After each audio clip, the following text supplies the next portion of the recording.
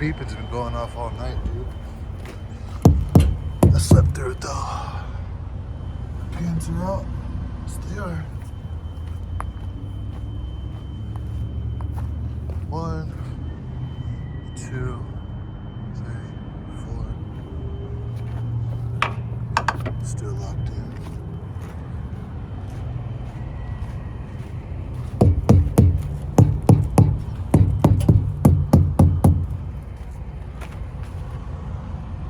Pins are out.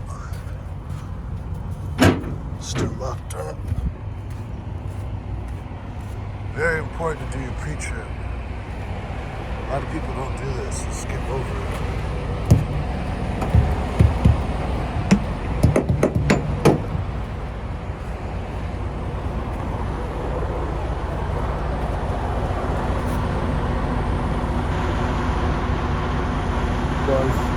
Doors cross.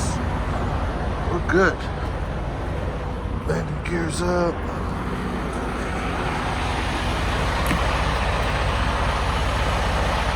Connected, it's all good. So I gotta go to an appointment, a live load out here in LA. They scheduled it real tight, dude. Told them it wasn't gonna work. I hate being like crunched for time. This shipper, I don't know if it was the dude that was working there or just a freaking loser. He tried to hit me with a late fee because I was an hour late, right?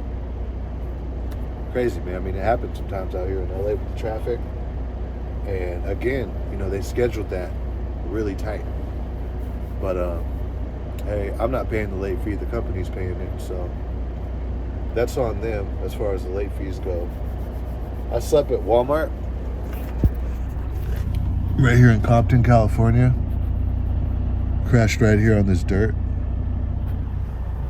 Bud Light, Budweiser, they're here today, or Coors Light. I'm waiting on my sleeper berth. Still got 18 minutes left. After that, I'm out.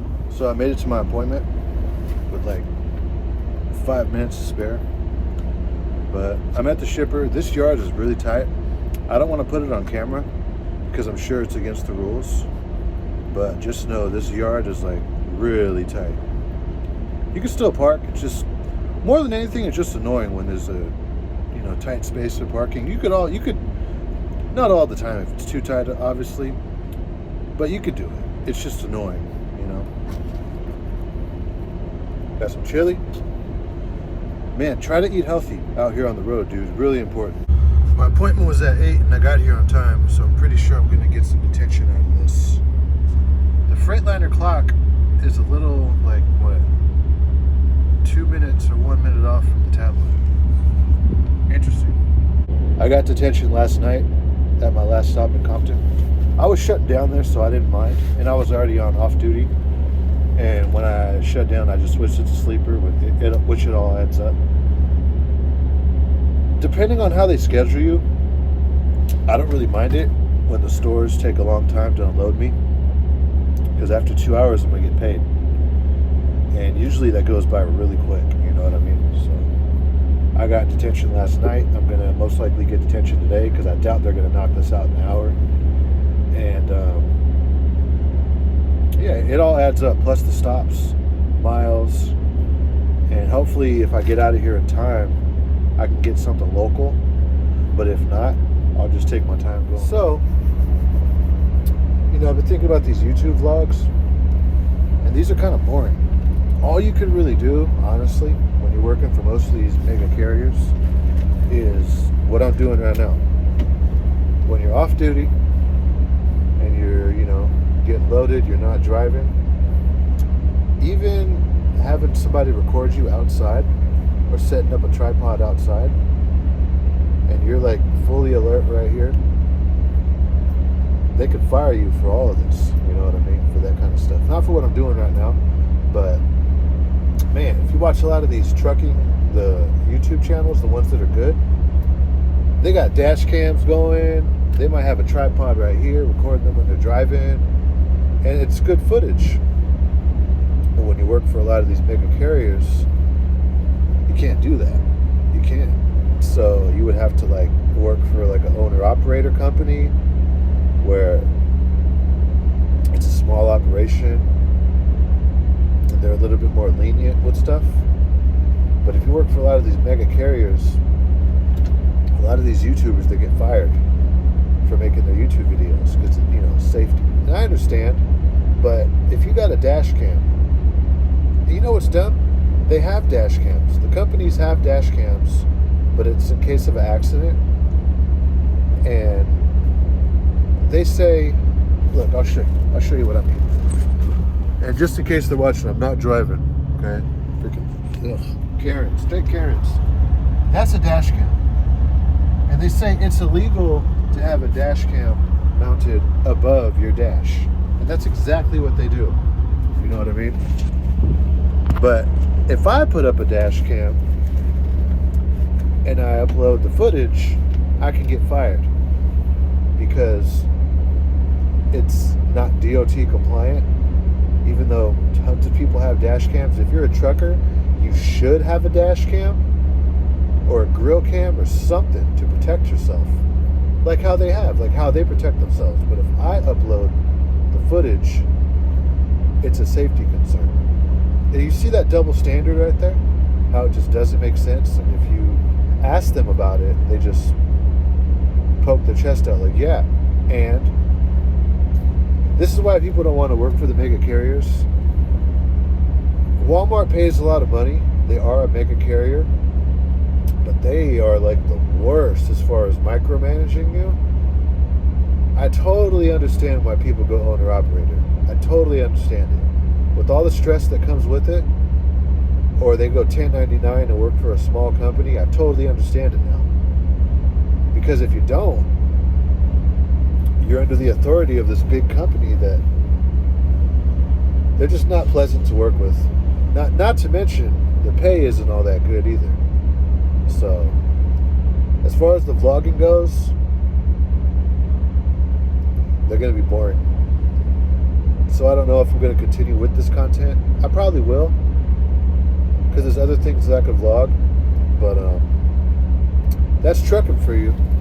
Double standard.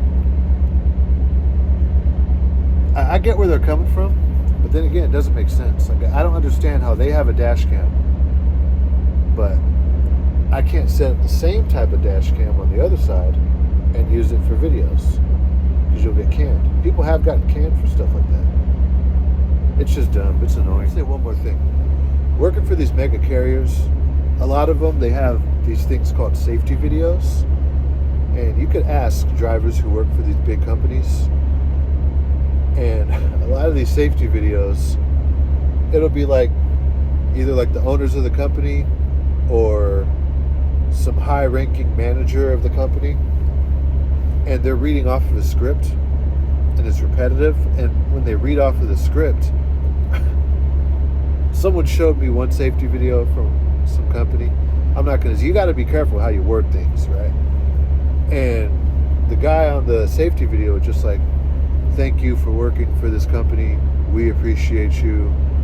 Just dead, just like a zombie. Like, "We appreciate you for working for this company. We value our drivers. Drive safe. Here are some tips to drive safe. Think about this when you're training up. The DOT says this. This is DOT compliant. This is not. You should brake this way." And it's like, you know, the soul and the life is just sucked out of their body, and they're just this shill. They're just this soulless vessel talking to you. Just talking. Not even talking to no one. Just words coming out of their mouth. That lets you know who you're working for. So if you're working for a mega carrier and, you know, your DM is like, "Oh, we're like family here," you're not family. They will can you like this for something stupid, for something that's dumb, and then they'll turn around and complain on how they don't have any drivers. Not to mention the mega carriers, where most people start their careers, they just don't pay that much. They just don't pay that much, right? It is what it is. When you're in trucking, you are in business for yourself, whether you're a company driver or owner-operator. You have to look out for yourself out here, and you got to do what's best for you. I feel like, especially if you're young like me, I'm 30, but I still feel like I'm considered young. So if you have a manager or something at your job telling you, oh, we're family, this is like a second family, you're not. You're not. That's the way how some people get manipulated into staying with the company that they really shouldn't be staying with. These mega carriers, it's a place where you get in and get out. And I don't mean just finishing off your contract. If your contract's 2 years, that's the most you should stay at a place. You should stay at a mega carrier for 2 years because the jobs that pay good money require you to have 2 years tractor trailer experience at the minimum, right? Sometimes it's OTR, but if OTR isn't what you want to do at the bare minimum, these jobs, hazmat, Walmart, they want you to have 2.5 years experience. They're a mega carrier, but they pay good. At least they pay good as a mega carrier. These other mega carriers, Schneider, Warner, Swift, the one I'm with, they have this reputation for not paying their drivers as they should. And they get what they pay for, which is a lot of safety issues, a lot of accidents, because they're getting entry-level drivers because they're entry-level pay. You get what you pay for. And I guess they're so big that they could afford it. But can you afford it? Can your bills afford it? That's what you gotta think about as a trucker. You get into trucking for money. If you get into trucking to go OTR and you don't care about money, fine. I feel like most people get into this line of work for the money. And honestly, if you're staying at a mega carrier past 2 years, you're missing out on a lot of money and you're not making a smart move for your trucking career. So those are just my thoughts on it. Look how close they get. It gets tight out here. In case of safety's watching. I'm not driving. I'm parked. Look at that. 0 miles per hour. Jesus Christ. Think of it this way. If you're a driver, you would rather quit than get fired. Because think of it like this. When you quit working for a company, right? What are you doing? You're firing them. They're not firing you. Because think about it. You're making these trucking companies a lot of money. A lot of money, right? But if you quit, they're kind of out on a customer. You're bringing them a lot of money by your work. And if you quit, when you quit, you're offering your services to another carrier, another job. So while you're working with the company, follow the rules, stay in compliance with them, and once you get what you need out of them, like this is for new truck drivers. Once you get your 2 years, get out of these mega carriers. A lot of these annoying DOT regulations are because of them. They're all a part of this big lobbying group. You know, all the mega carriers, they all come together and they lobby Congress. This is why we have ELDs with these hours of service rules. It's because of them. It was designed by them and politicians, right, to favor them. This is why they're slowly eliminating an owner-operator. In California, they want to get rid of owner-operators, and they want the mega carriers want all the business for themselves. So, like I said, they're not your family. They're not. They're really making the trucking industry a bad thing for the common trucker, for the owner-operator. They're trying to end that. So do you really want to support that by working for a mega carrier? You know, you get in there and get out. If they're gonna, lower the pay for drivers, and they're gonna lower the pay for owner-operators and company drivers alike, do you want to support that? And if they're investing in autonomous drivers, do you want to support that? Or should these mega carriers have the reputation that they have for not paying good and having a lot of safety issues, having a lot of accidents, right? I think they should. If they're not doing anything good for the trucking industry, then they should have their reputation. And you, if you're a driver that's worth something, if you're a safe driver, if you do your pre-trips, you take care of your equipment, you don't have log violations, like you don't intentionally try to violate your logs. You'll slip up every now and then and run out of time. It happens. It'll happen. But if you're not intentionally trying to violate the logs, the hours of service, and you're not intentionally driving like an asshole, and you're a good driver, do you want to support these mega carriers that are just doing bad things to the industry? I don't think you should. And once you get your 2 years, fire them before they fire you. Look at that, dude. That's hard, man. That's really hard. That's how tight it is over here. I'm not going to put it to the left. I'm not going to put the camera on the left side. He has a spotter out there. Man, you see what I mean about this yard being really tight? Like I said, I'm not going to record the driver. That's the farthest I'll go.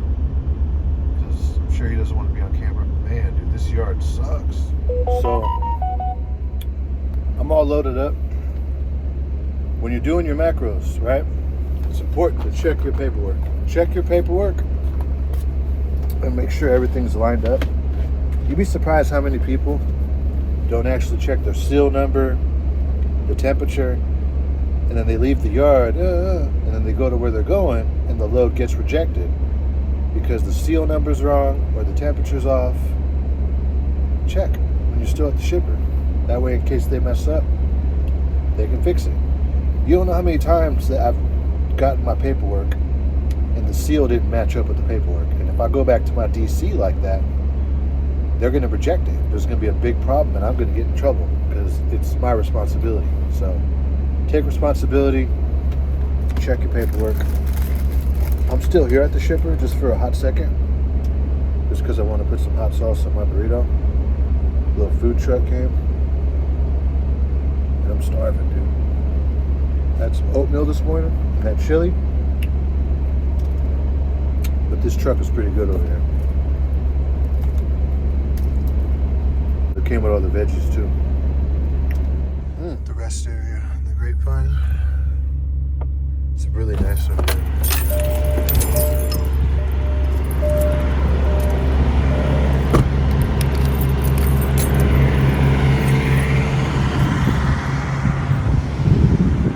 I don't always get to stop here because I'm usually driving through here at night, and at night it gets so packed here that it's not even worth coming in here because you'll get stopped. I mean, like, you'll get stuck here. The truck's poking out too much. Ugh. They'll have their ass sticking out and you can't even drive past. But it's pretty right now. It's just so pretty out here. I would probably move to Lebec, honestly, because you're not too far from LA, but you're in a beautiful area. Look, there's still snow at the top of the mountain. There's still snow up there. Man, it's really pretty up here. And you know, Lebec is actually pretty cheap.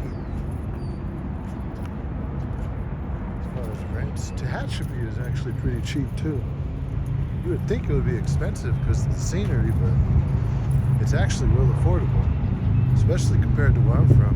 I walked through that grass zone. I probably stepped in some dog shit. No, I didn't. I got lucky. And the overside's taking up a lot of room right there. Just get a little bit of this before I head back to the truck.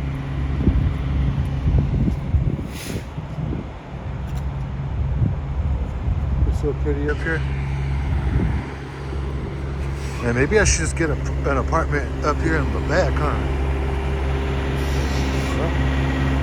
A house or something. This is something I want to get through to you guys, right?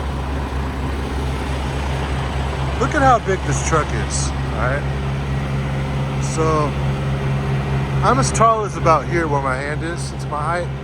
And look at this. Look at how long this is. Okay? Look at that. And there's fuel on that trailer because it has a reefer. So technically it's kind of hazmat too, running a reefer if you think about it. Look at that. Look how dangerous this is. Why would you settle for shitty pay if we're all doing the same dangerous job? I understand if you're new, but if you have experience and you have a good, clean driving record, you need to know your worth, dude. You're driving a very dangerous piece of machinery on the highway. This thing is a killing machine. I mean, what did that guy in Colorado kill? Like 20-something people, maybe more? And if you're a good driver, you're very safe, you do your pre-trips, you drive safe, you're not a lunatic, you need to be well compensated.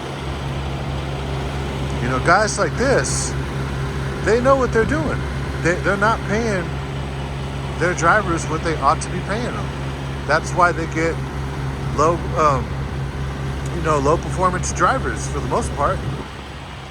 That's why they have a lot of, safety things going on. Look, at the end of the day, CR England, Swift, Knight, they're the same thing. Werner, all these big trucking companies, the mega carriers, they're going to do what they do. Their focus is getting big. Their focus is being the biggest, baddest trucking company of all. Their focus is not really on the driver. To a certain extent, their focus is to get new drivers because they have trucking schools, and that's where they get a lot of money too. Those trucking schools generate these companies a lot of cash, and